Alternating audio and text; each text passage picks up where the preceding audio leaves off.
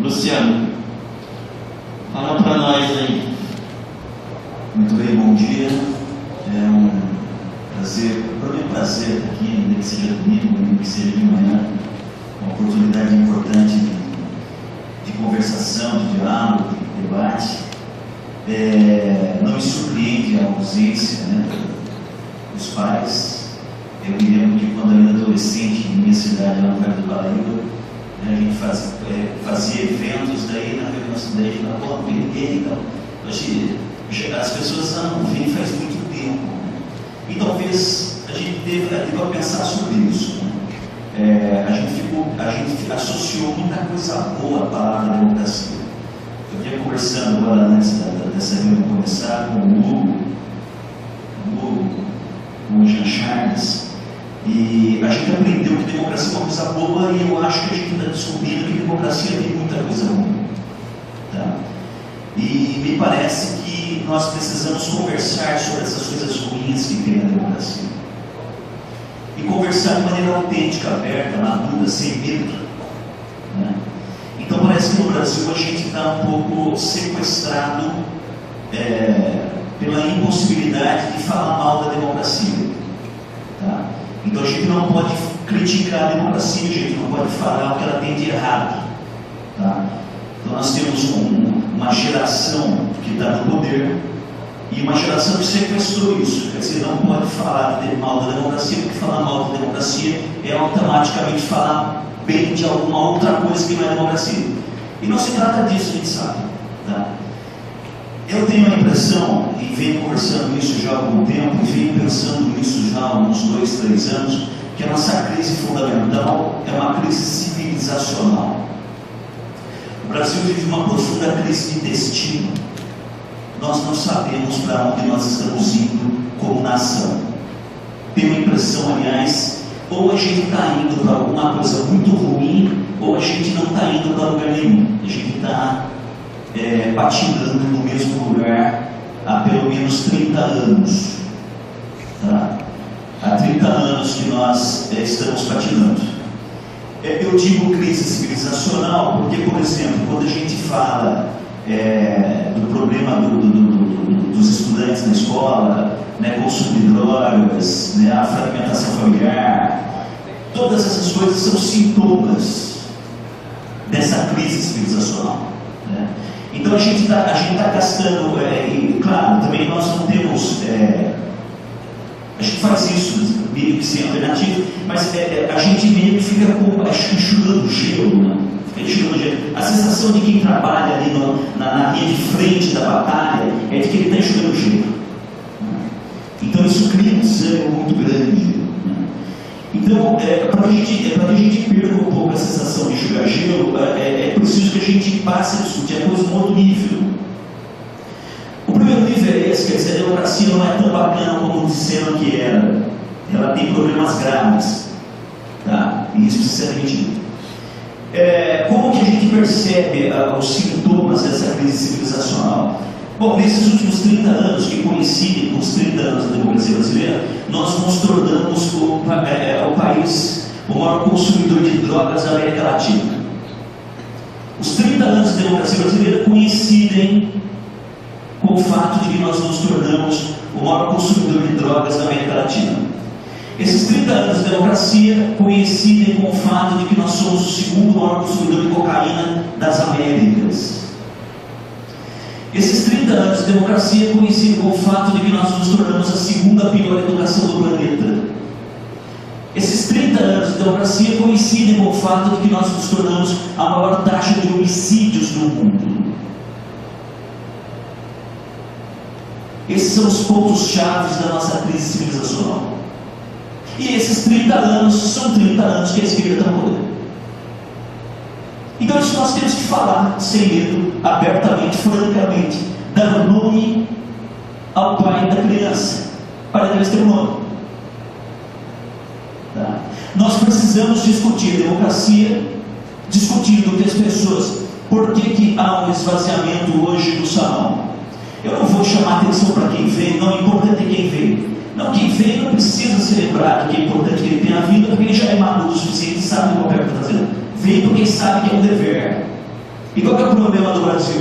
O problema do Brasil também é o fato de que esses últimos 30 anos nós criamos, né, uma nação inteira de gente mimada, de gente que só acha que tem direito, que não tem dever. Domingo de manhã é seu dever vir discutir os problemas da sua escola, dos seus filhos e tarará, tarará, tarará. Mas como nós somos um país que esses últimos 30 anos passamos a tratar a realidade como uma realidade que só impõe direitos, e direitos que não possuem contrapartidas, que são deveres, então nós estamos aqui num salão onde todos aqueles que não precisavam estar aqui estão.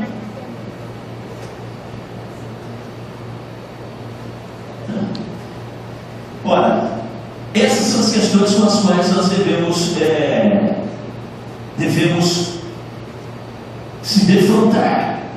Você vai em Singapura, tem um diálogo muito interessante entre o Samuel Huntington, que é um sociólogo americano, com um outro intelectual singapurense, que eu não vou falar o nome agora, tem muitas consoantes e tal, essas nomes impronunciáveis no brasileiro. E aí o intelectual singapurense falou o seguinte: olha, aqui em Singapura é o seguinte: se a polícia encontrar qualquer um na rua, um cidadão qualquer, e a polícia desconfiar que esse cidadão possa estar portando drogas ou ter feito uso de drogas, a polícia tem autonomia para pará-lo e fazer um teste sanguíneo lá imediatamente. Então, só aquelas unidades móveis, já faz um teste na hora. Então, senhor, com licença, desculpa, o senhor poderia me acompanhar aqui até a nossa unidade móvel, que eu quero fazer um exame sanguíneo, então você precisa ver se usou droga. O cara vai. Se ficar constatado que ele usou drogas, a polícia tem autonomia de encaminhá-lo para um internamento compulsório de 1 ano. Na hora. Não tem burocracia, não tem nada. A polícia já o encaminha para o internamento de 1 ano. Só depois do encaminhamento a justiça avisa a família: olha, o seu filho foi está usando drogas ou transportando drogas, ele já foi encaminhado para o internamento. A senhora tem o direito, o senhor tem o direito de visitá-lo. Qual que é o resultado disso? E esse intelectual singapurense fala: o resultado é que você pode andar em qualquer cidade de Singapura a qualquer horário do dia e da noite com maior segurança. Então você não tem traficantes de drogas espalhados pela cidade, você não tem usuários de drogas fazendo uso de droga na praça da cidade, né? Então o que ele conclui dizendo? Ele conclui dizendo o seguinte: olha, se você quiser ter uma sociedade mais organizada, mais ordeira, mais segura, o indivíduo precisará ter menos liberdade. Ou seja, o indivíduo não pode ter liberdade sem limites. Aqui no Brasil, quando a polícia se aproxima da gente, a gente já berra: eu conheço os meus direitos. Mas o seu dever de não usar drogas você não conhece. O seu dever de se portar como um cidadão decente você desconhece. Então a questão que nós temos que discutir a partir de agora é essa: o indivíduo não pode ser o máximo de liberdade em si mesmo, porque um indivíduo que tem máxima liberdade cria uma sociedade caótica como a que nós estamos vivendo. Então a sociedade ela ficou sequestrada pelos direitos individuais. Então, na mesma velocidade em que o indivíduo adquiriu liberdade no Brasil, a sociedade foi tornando-se cada vez mais insegura, cada vez mais instável, cada vez mais imprevisível, cada vez mais impraticável. Não me espantou, por exemplo, perceber que essas escolas Brasil afora, onde a polícia militar tem instituído uma regra, né, dentro delas, assim, de saída, né, de cara, eu imagino que havia uma rebeldia contra a polícia. Não aceitamos polícia aqui, tá certo? Mas ao contrário, em todas as escolas de periferia dentro das cidades, escolas extremamente problemáticas, aonde a polícia militar entrou fazendo o quê? Entrou instituindo disciplina, organização, hierarquia. Todas essas escolas os alunos aceitaram prontamente. O que eu estou querendo dizer? não suportam mais esse discurso da liberdade para fazer o que quiser, porque eles não sabem mais o que fazer com essa liberdade.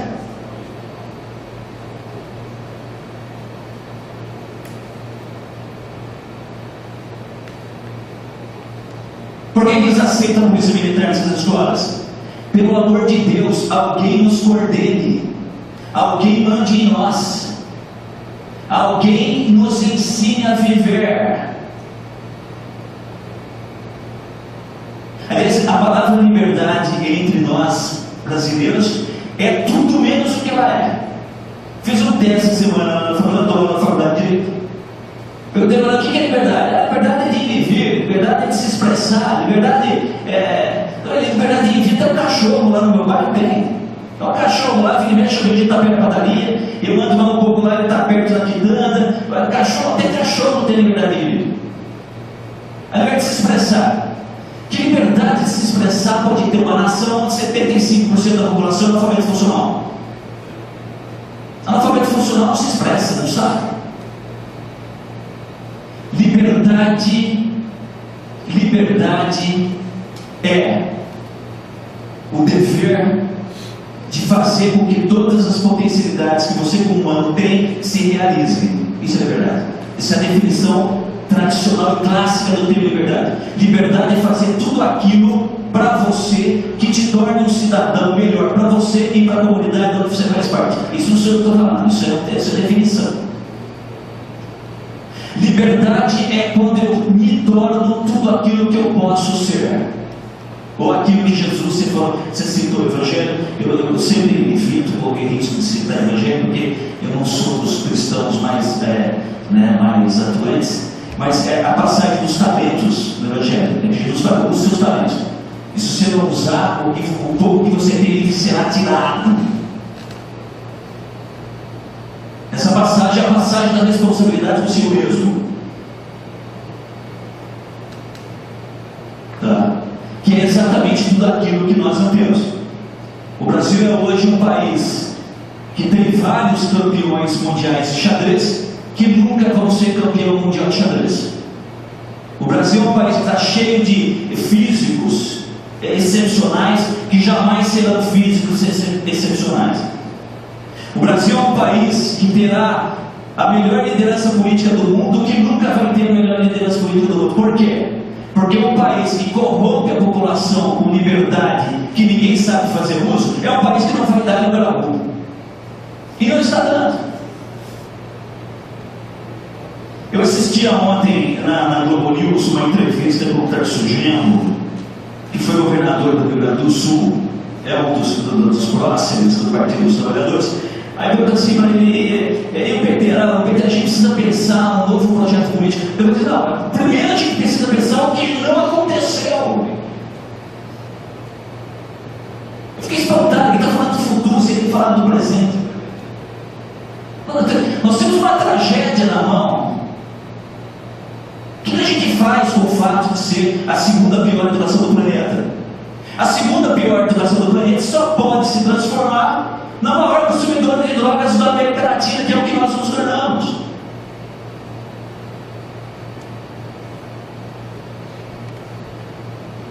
O maior consumidor de drogas da América Latina só pode terminar destruindo todas as famílias. Porque quem tem um usuário de droga em casa, quem tem um alcoólatra em casa, sabe o terror.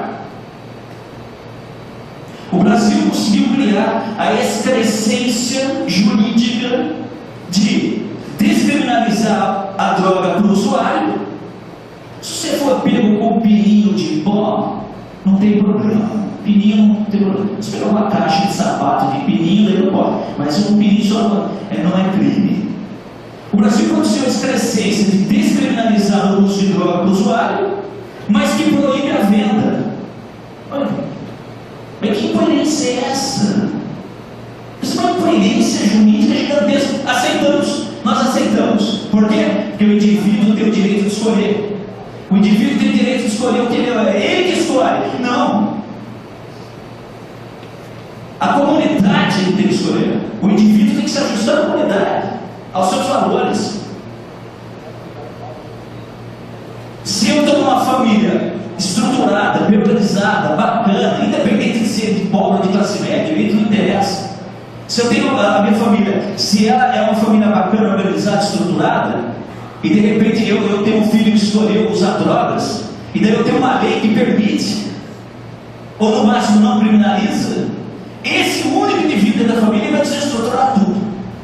Porque nenhum pai, nenhuma mãe, nenhum irmão vai viver naturalmente e bem sabendo que um de seus membros está corrompido.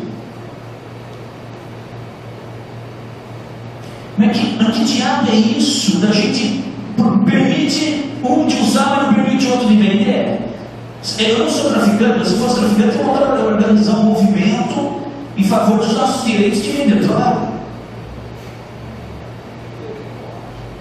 Não, mas se vocês permitirem de usar, alguém tem que dar droga para ele, alguém precisa vender. Eu estou me propondo a isso, estou colaborando, ele vive quem quer, eu sou o cara que quer vender.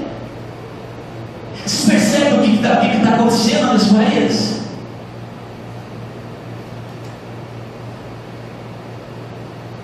Então a gente veio se desmontando nesses últimos 30 anos, né?